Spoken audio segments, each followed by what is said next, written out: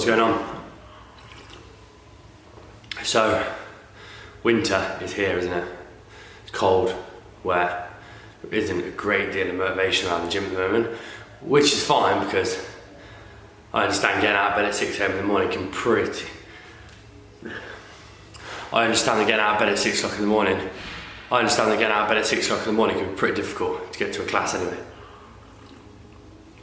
But I want to talk about cheat meals and why I don't think they're a good idea, and why I don't think any of you actually need them, and why I don't consider I've had a cheat meal in about a year. Potentially, yeah, about a year.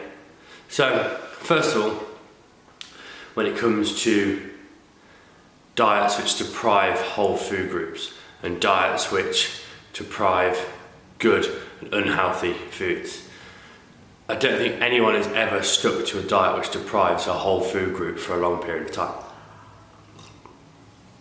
The first thing to do is to decide what your goal is. Because depending on your goal, it's depending on how you can eat and what foods you can fit into your daily allowance. So say your goal is weight loss, then really you should be eating whatever you want, because it doesn't matter what food you eat as long as you're in a calorie deficit. I understand that there is foods which are better to eat. So when I tell people they need to eat a calorie deficit, there is more to weight loss than that. But if your goal is purely weight loss, the main thing you do need to focus on is that you're on calorie deficit. If your goal is to maintain or performance, then your goal needs to be probably in a slight surplus or at least maintenance. I still believe everybody should eat for performance, so they should eat a performance-based diet. If you're Tina, who's 50 years old and wants to go to a spin class, you should still be eating for performance, because every day you want to be performing as best you can. Your everyday functions still want to be performing at 100%. So going to the shops, going walking the dog, just everyday life, you want to be at 100%. And if you're eating a food rich in poor nutrients or poor quality food, then your performance isn't going to be 100%. If you're an athlete and you're trying to perform, or you're a bodybuilder, a weightlifter, a rugby player trying to perform to their highest standards, then your food is going to be different. It's going to be very carbohydrate based. But that's great, because you need that to perform on the pitch, you need that to perform in the gym. But it's just like Tina, she still needs to be able to perform, so she still needs to have carbohydrates, she still needs to have food she enjoys, she still needs to have a life which is full of foods that make you feel good, full of foods that release the correct endorphins, full of these addictive sugars. You still need to have them foods in your everyday diet. You just need to determine what your goal is and then eat correctly. And eat what you want, eat food you enjoy. If it's your birthday, make sure you eat that cake. If it's Christmas, make sure you have that Christmas dinner. And again, if your goal is to put weight on, you need to eat in a calorie surplus. But remember, when you're in a calorie surplus, it's no excuse to have to go to McDonald's 6 times a day, go to KFC 3 times a week and just become a bit of a fat twat. This is the time to build quality muscle. It's the time to still count macros, still count calories, and make sure you're only eating enough to put on the right amount of weight you need.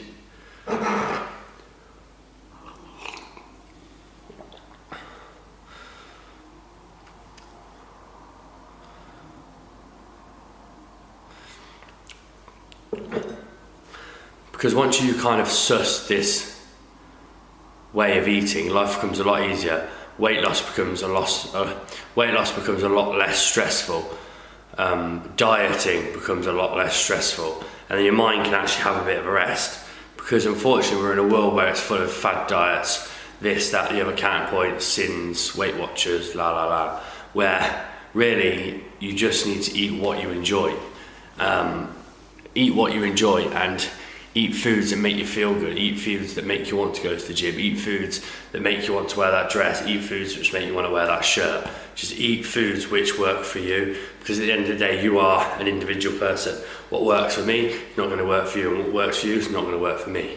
We need to find our own ways, we need to find our own paths. But one thing I hate about dieting is that we have such a restricted and have such a deprived diet from foods we really do want to eat, because we feel like we shouldn't eat them because they're detrimental towards our goal, when really the only thing detrimental towards your goal is how much of the food you eat, or potentially when you eat it. So my thoughts on cheat meals, they do not work.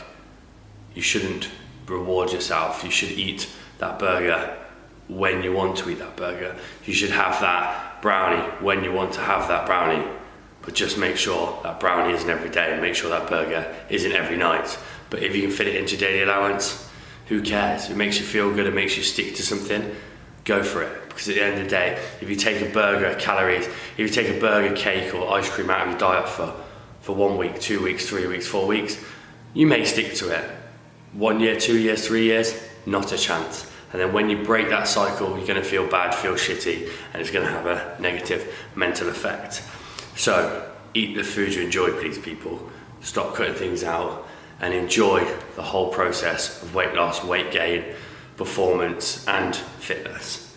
Peace.